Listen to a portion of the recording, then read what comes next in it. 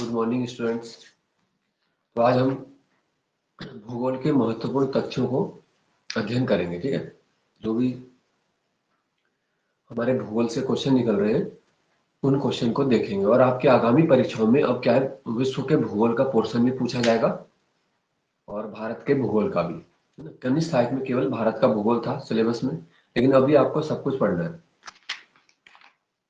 सबसे पहले देखते हैं विश्व के मानचित्र के सर्वप्रथम निर्माणकर्ता कौन थे, यानी विश्व का मानचित्र सबसे पहले किसने बनाया है।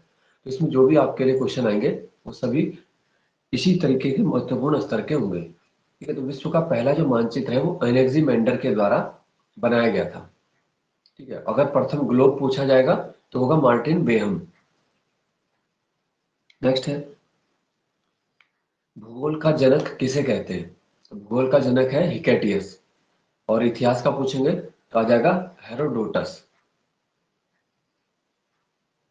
फिर आता है, इंपॉर्टेंट है, किताब उल हिंद। ठीक है, ये क्वेश्चन हिस्ट्री में भी पूछते हैं और क्योंकि ये एक तरीके से भूगोल की पहली पुस्तक भी है ना, किताब उल हिंद।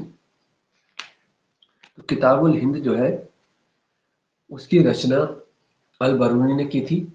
और अल बरूनी जो था वो मध्य एशिया के उज्बेकिस्तान से आया था। उज्बेकिस्तान का मूल निवासी था वो। तो इस किताब के बारे में भी काफी पूछा जाता है। किताब उल हिंद याद रखना है, अल बरूनी। और अल बरूनी जो था वो महमूद गजनवी के जो छात्र जितने भी विद्वान आए उनमें से एक था वो।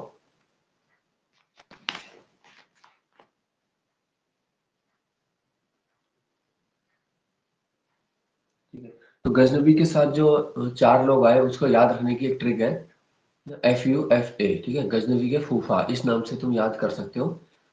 एक तो जाएगा फारूकी एफ से, फिर यू से क्या हो जाएगा उतबी, फिर दूसरा एफ से हो जाएगा फिरदौसी, और ए से आ जाएगा यही अलबरूनी। तो चार हो गए।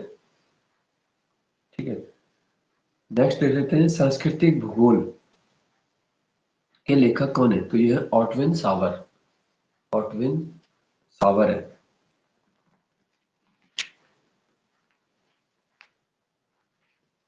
नेक्स्ट है ऑन द हेवंस, किसकी पुस्तक है। ऑन द हेवंस ये है अरस्तु की।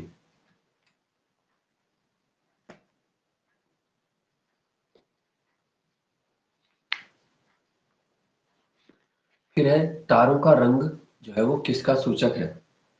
तारों का रंग, तो आपके जो सिलेबस में अभी साइंस तो नहीं है, लेकिन एक दो क्वेश्चन फिर भी साइंस के आयोग पूछ लेगा, है ना। ये हर पेपर में तुम देख ही रहे हो जिस ढंग से पूछा जा रहा है। तो आपको थोड़ा बहुत सामान्य विज्ञान का भी ज्ञान जरूरी है। तो जो तारों का रंग होता है वो उनके तापमान का सूचक है। कोई तारा किस रंग का है। ठीक है, जो तारा अभी अभी बना है तो वो क्या होगा, उसके अंदर सबसे ज्यादा ऊर्जा होती है तो वो नीले रंग का होगा।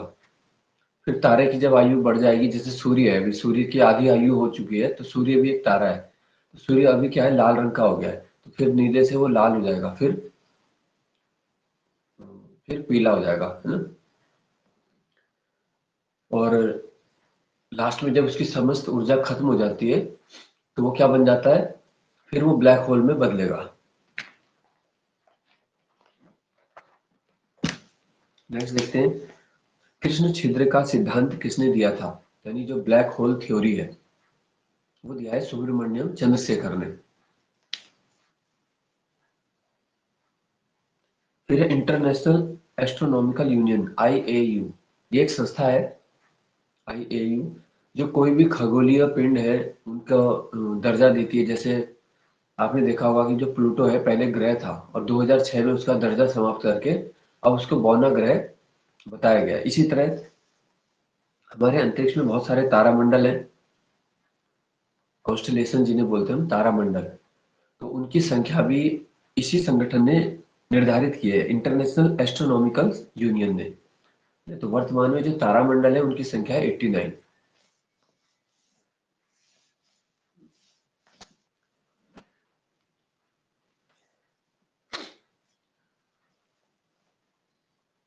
अब आ जाता है, देखो सूर्य के निकट का ग्रह। तो सूर्य के निकट क्या है, सूर्य के निकट है बुध, और पृथ्वी के निकट है शुक्र ग्रह, वीनस।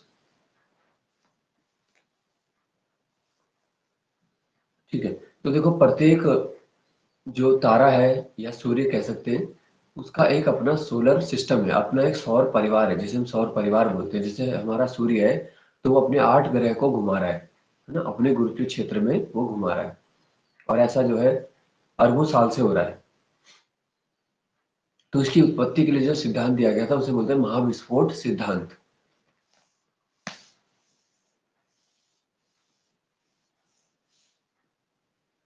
तो जो ब्रह्मांड है ना, तो ब्रह्मांड एक बड़ा टर्म हो गया बहुत।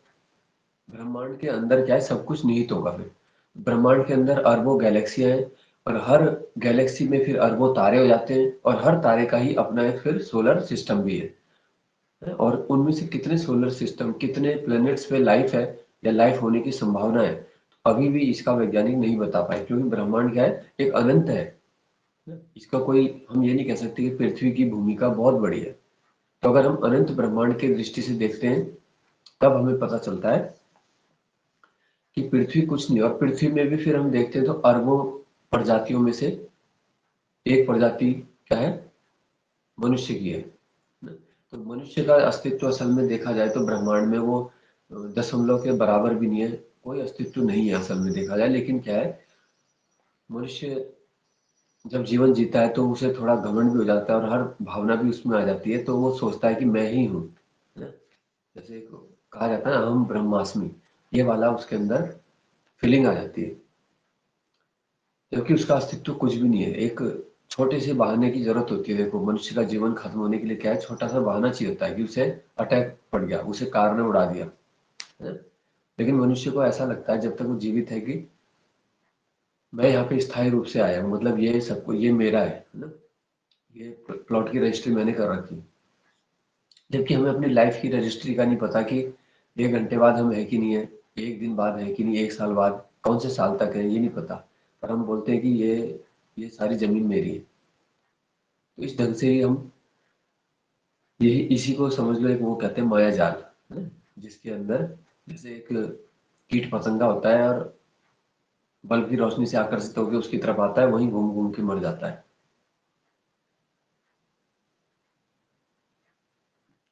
ठीक है, अब देखते हैं आगे। पहला जो ग्लोब बनाया था 1457 में, तो अभी बताया था हमने, मार्टिन बेहम ने। तो अंतरिक्ष विज्ञान और भूगर्भ विज्ञान ये चीज ऐसी है कि जितना हम जानते हैं इसको, उतना ही हमें पता चलता है कि हम इसे कुछ नहीं जानते, है ना? जितना आप अंतरिक्ष के बारे में पढ़ोगे तो उतना ही पता चलेगा कि हम कुछ नहीं जानते, और ज्यादा अ, उसमें क्या क्या चीजें हैं पता चलती है। अच्छा, फिर है सूर्य में कौन सी गैस सर्वाधिक है। तो सूर्य या कोई भी तारे में सबसे ज्यादा क्या होती है, हाइड्रोजन। हाइड्रोजन उसके लिए एक फ्यूल यानी ईंधन का काम करती है।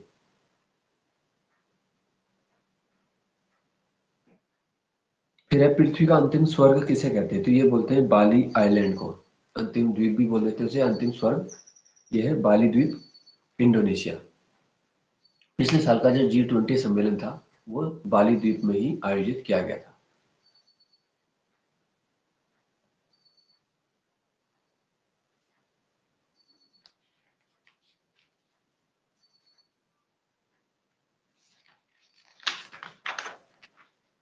ठीक है, अब देखते हैं आगे भूगोल के क्वेश्चन। ये है ग्रेनाडा। ग्रेनाडा एक छोटा देश है, और एक बार क्वेश्चन पहले भी ये पूछा गया था, लेकिन वो उस समय ओप्टर संस्था जो थी वो कराती थी एग्जाम। तो ग्रेनाडा जो है वो कहाँ स्थित है ना, तो ये जो उत्तर अमेरिका और दक्षिण अमेरिका के बीच एक सागर है, कैरिबियन सागर करके, तो वहां पे है ग्रेनाडा, है ना। ग्रेनाडा हो गया, हवाना, और इस टाइप की कंट्री जो है वहां पे है ना। तो ग्रेनाडा की स्थिति है कैरिबियन सागर। कैरिबियन सागर सबसे गहरा सागर है, और सबसे बड़ा सागर पूछेंगे तो आ जाएगा दक्षिण चीन सागर। नेक्स्ट है, सर्वाधिक अम्लीय वर्षा कहाँ होती है। सर्वाधिक अम्लीय वर्षा, तो सर्वाधिक अम्लीय वर्षा जो होती है वो होती है नॉर्वे में।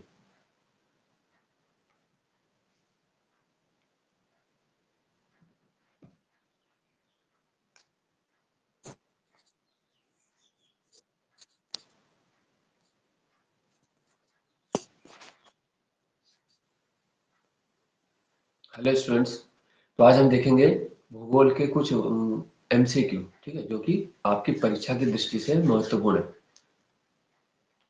सबसे पहले सौर मंडल के बारे में विश्व के समक्ष जानकारी प्रस्तुत करने वाला विद्वान कौन सा था? सबसे पहले जिसने सौर मंडल की जानकारी दी, ये है कॉपरनिकस। ठीक है, कॉपरनिकस आपको याद रखना है। फिर भूगोल को एक अलग अध्ययन शास्त्र के रूप में किसने स्थापित किया? तो ये वही है जिन्हें बोलते हैं भूगोल के पिता, यानी कि हिकेटियस। तो हिकेटियस का नाम याद रखना है, भूगोल के पिता हो गए और भूगोल को एक अलग अध्ययन शास्त्र के रूप में स्थापित किया। ठीक है, तीसरा क्वेश्चन देख लेते हैं। हमारी जो आकाशगंगा है उसका आकार कैसा है? तो हमारी आकाशगंगा है वो मुख्य रूप से कैसी है? सर्पिलाकार, और इसका 80% भाग जो है इसी तरीके का है, सर्पिलाकार। और हमारा जो सौरमंडल है, यानी कि सौरमंडल और पृथ्वी सहित सब कुछ, वो एक कोने में है।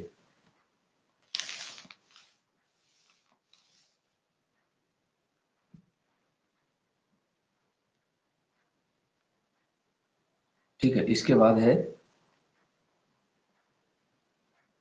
विश्व के शीत मरुस्थलों को किस नाम से जाना जाता है?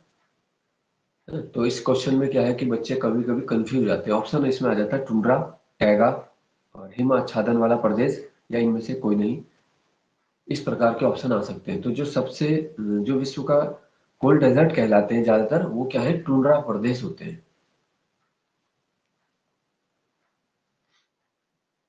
फिर है कौन सी नदी पक्षीपाद डेल्टा बनाती है? बर्ड फुट डेल्टा, यानी ऐसा डेल्टा जो पक्षी के पैर के जैसा है, पक्षीपाद डेल्टा इसको बोलते हैं।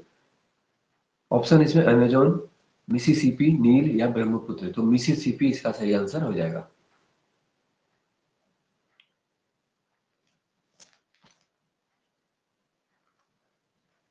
फिर सेरीकल्चर में किसका उत्पादन किया जाता है? तो ये होता है रेशम का उत्पादन।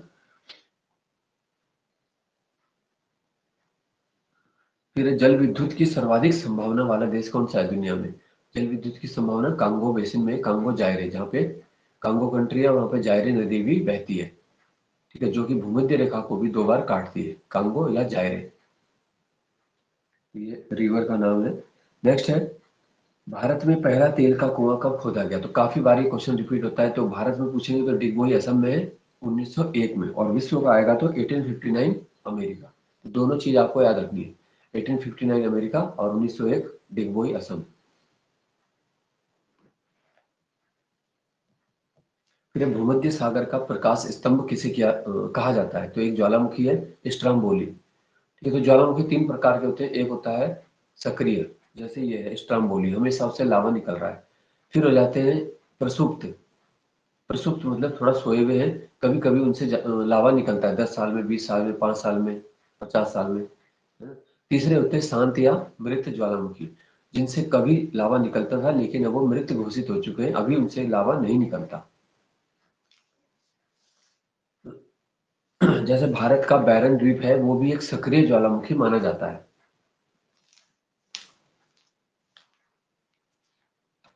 फिर है प्यासी भूमि का महाद्वीप। तो प्यासी भूमि का महाद्वीप है ऑस्ट्रेलिया। ऑस्ट्रेलिया जो है वो है मकर रेखा पर स्थित है। जैसे भारत कर्क रेखा पर है, ऑस्ट्रेलिया मकर रेखा पर है, और इन दोनों के बीच में है भूमध्य रेखा, जिसे हम विषुवत रेखा या इक्वेटर भी, इसको इक्वेटर भी हम कहते हैं। ठीक है, तो प्यासी भूमि का हो गया ऑस्ट्रेलिया। फिर है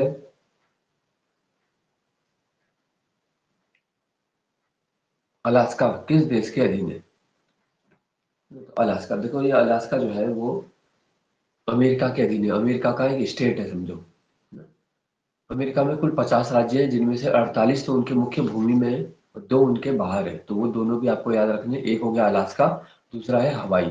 ठीक है, तो ये दोनों नाम आपको याद रखने, अलास्का और हवाई। फिर इटली में चावल की खेती जो है वो किस नदी की घाटी में होती है? तो ये है इटली, इसे इटली की गंगा भी कहते हैं। इटली की एक प्रमुख नदी है, ये है पो नदी।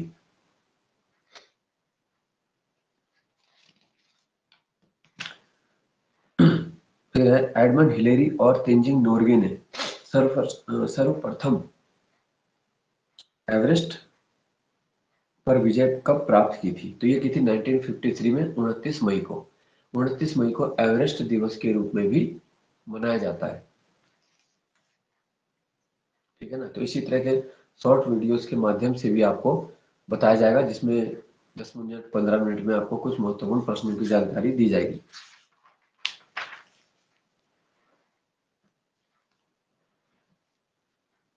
फिर है चमत्कारिक फसल किसे कहते हैं।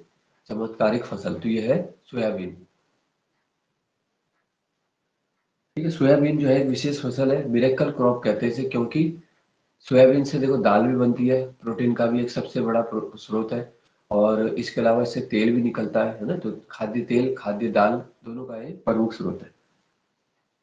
फिर है माओरी जनजाति का निवास, तो यह है माओरी जनजाति का है न्यूजीलैंड में।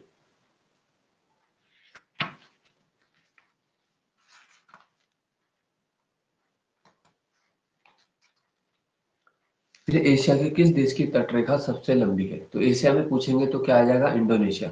और विश्व में पूछेंगे तो कनाडा आएगा, है ना।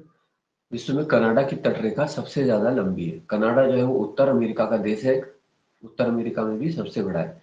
तो अगर विश्व में क्षेत्रफल की बात करते हैं तो देखो रूस सबसे बड़ा है, रूस के बाद कनाडा का ही स्थान होता है ना। और सबसे लंबी तटरेखा में भी कनाडा है। एशिया में पूछेंगे तो तब आएगा इंडोनेशिया।